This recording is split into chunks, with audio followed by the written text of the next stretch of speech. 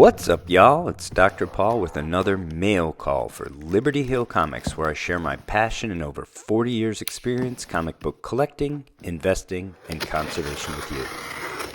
Today, we're opening an iconic comic book, one of the top 5 most important Bronze Age key issues.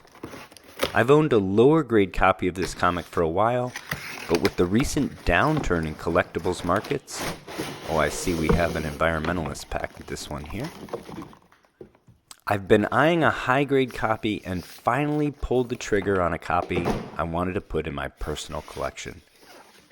While I finish freeing this comic book from this double boxing and prepare to contribute some packing peanuts to the landfill, I want to thank you for joining me today, and if you enjoy this video, please take a few seconds to give me a thumbs up, leave me a comment, or subscribe today. If you're already a subscriber, thank you for your continued support, and hit that bell icon if you want to be notified when we put new videos up. I always like to police up this stray tape as I go, just so that I don't inadvertently have it grab a comic book on me. Those of you that are astute viewers have already gotten a sneak peek at what we're opening today. This is a special book, and it's in high grade.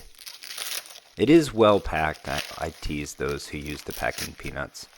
This obviously is a collector who knows how to pack a comic book well. You noticed the box had a little bit of damage, but this collectible is in great shape. Thank you to the seller here. Wow. What an incredible book. Check it out. Well, as I like to say, what is it and why do we care?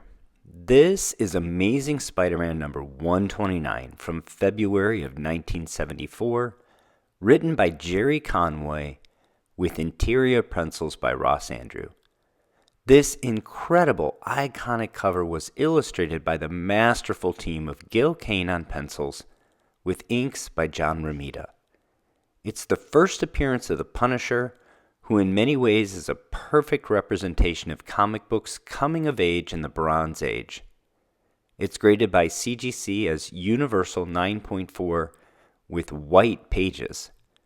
I consider this comic to be one of the most significant keys of the Bronze Age, and I'm thrilled to finally add this high-grade copy to my personal collection. One of the things I love about this comic book is the Punisher makes an outstanding first cover appearance. He's featured prominently on one of the most memorable comic book covers of any age by 2 legendary comic book creators whose work span the Golden Age all the way to the modern age. It's one of the most iconic comic book covers, certainly of the Bronze Age, and some would argue of all time. We've talked about this before on the channel, but with the prevalence of slabbed comics today and displaying graded collectibles to flex on your friends, folks are looking for key books with iconic covers, and this one fits the bill in spades. Comic books that feature the first appearance of a popular character that also feature that character prominently on the cover are just in greater demand than those that have important first appearances that are not on the cover. This particular cover, with the striking composition and the tension between Spider-Man and his new antagonist, the Punisher, is really a masterpiece. Gil Kane was essentially Marvel's cover artist for the early 70s. He specialized in designing dramatic covers for the House of Ideas. For a period of a few years in the Bronze Age, he was doing 15 to 25 covers per month for Marvel.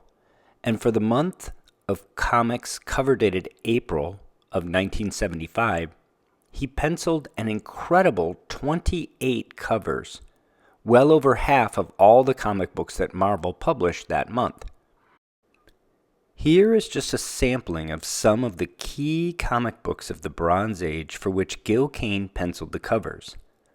Marvel Premiere number 15, the first appearance of Iron Fist, another great first cover appearance. X-Men number 95, The Death of Thunderbird, Sorry if that's a spoiler for you, but you really should read more comic books if that's a spoiler. Ghost Rider number 2, which was for many years considered the first appearance of Son of Satan, but now is considered by most as the second cameo of Son of Satan. Don't get me started with cameos. One of his most incredible covers, in my opinion. Defenders number 18, the first appearance of the Wrecking Crew. Werewolf by Night number 32, obviously the first appearance and first cover appearance of Moon Knight. Tomb of Dracula number 10, the first appearance and first cover appearance of Blade the Vampire Slayer. Marvel Spotlight number 32, the first appearance and first cover appearance of Spider-Woman, Jessica Drew, of course. Conan the Barbarian number 23, the first appearance of Red Sonja, who is regrettably not on the cover. Adventure into Fear number 19, the first appearance of Howard the Duck, also regrettably not on the cover. Amazing Adventures number 11, first appearance of the Furry Beast. Amazing Spider-Man number 101, first appearance of Morbius. I don't care what you think of the movie, this is a great first appearance and a great cover appearance. This one was also inked by the amazing John Romita, who is no longer with us, of course, but signed this copy for friend of the channel, Hugo Danner, who traded it to me last year. Huge thanks to Mike for the trade.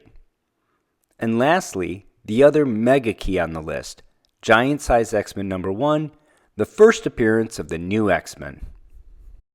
Gil Kane was so prolific in this time period, and his art was so synonymous with Marvel comic book covers, that his original art from the period brings big bucks from well-heeled collectors. In 2016, his cover to X-Men number 95, a comic book I love and agree with Dan of Dan's X-Men Comics on IG, is highly underrated, but is not even one of the major keys Gil Kane illustrated, sold for over $155,000. There is currently an offer of $233,000 on it over at Heritage that the owner is not interested in accepting. Back in 2015, the cover art for Amazing Spider-Man number 98, the infamous drug addiction storyline that didn't carry the Comic Code Authority approval, sold for even more than the X-Men number 95 cover art, nearly $180,000. Way back in 2003, the cover art for Tomb of Dracula 10 sold for a paltry $17,250 in a Heritage auction. Someone offered the current owner $100,000 back in 2019, which they declined, I believe wisely.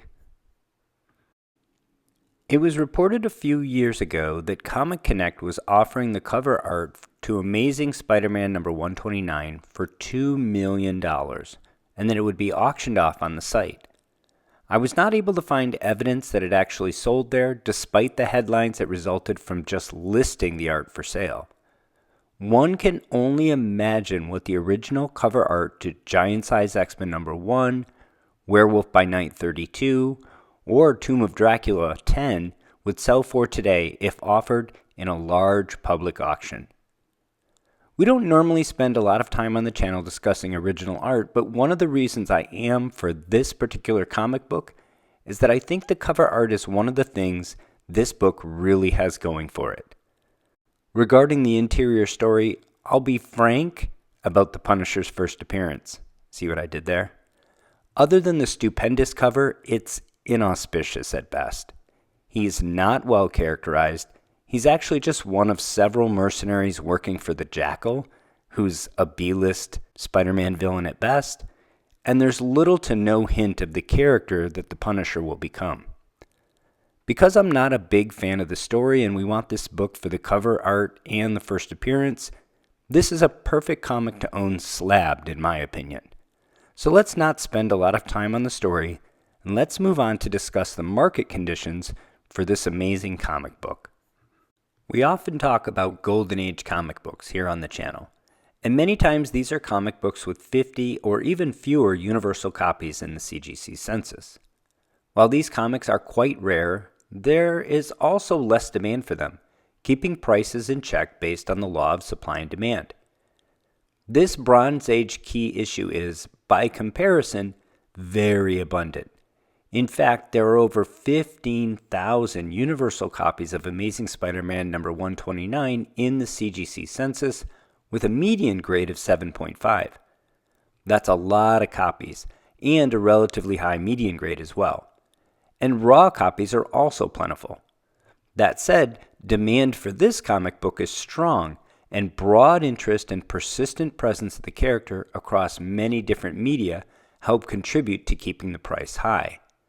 The popularity of the Punisher and the law of supply and demand keeps this book expensive in any grade. In fact, even in 0.5 grade, the fair market value today is about $500, with a record price paid of $1,000.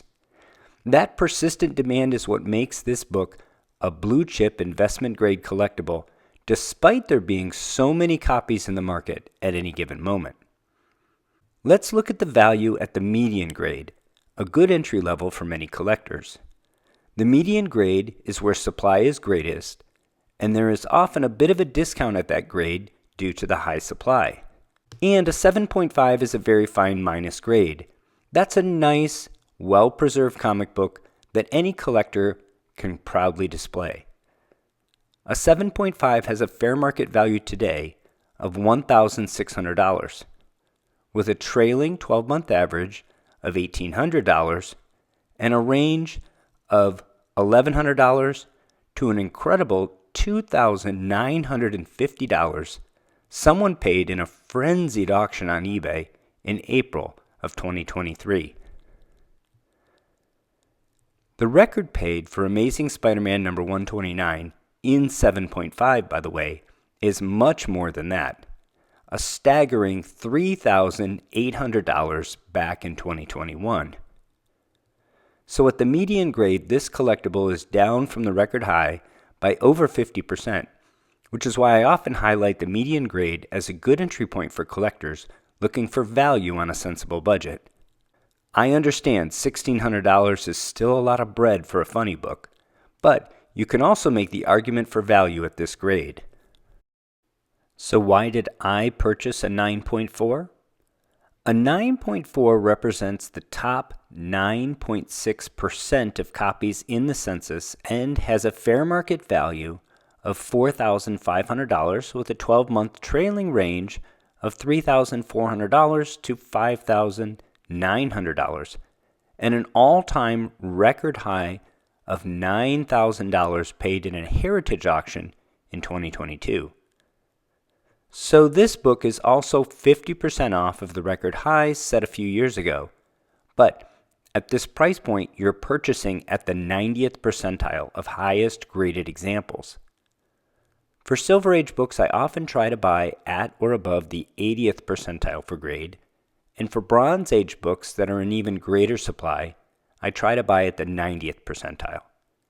My rationale is that in higher-end collectibles, quality usually outpaces quantity in price appreciation. And speaking of quality, on this particular book, I waited a long time to find a copy with white pages. With a book this abundant, unlike the Golden Age comic books I often hunt, there is no hurry in finding a copy. If you miss one, another will eventually come up for sale. So, you can afford to be picky. Although the record high sale for this comic in 9.4 was actually for a copy with cream to off-white pages, I wanted to pay fair market value price for a copy with white pages. That was my goal in hunting for this book. I finally got my opportunity when this copy was offered for auction on eBay, and I was last man standing at $4,700 plus shipping and taxes, an entry point I'm very comfortable with going forward. I also studied the grader's notes prior to bidding on this particular copy. The flaws listed, distribution ink, light spine stress lines, and very small crease on the back cover, are all flaws that are potentially addressable by a clean and press. So, although I have no plans to crack press and resubmit this comic at this time, I think it does have potential for a grade bump if one chose to take that route, which is another reason I think this particular copy has upside potential. What do you think? How'd I do on this Bronze Age mega key? Do you think this is a reasonable investment to have in your portfolio, or a terrible idea because it's going much lower? Those of you that have been calling for a recession for over 2 years haven't been right yet. Have you given up and admitted that the FOMC has guided us to a soft landing, and that perhaps the best time to buy assets is already in the rearview mirror? Or are you still making the bear case for assets in general and collectibles in particular? Let me know in the comments below. And if you enjoyed this video, please hit the like button and subscribe to the channel. Until next time, happy hunting and take care of one another.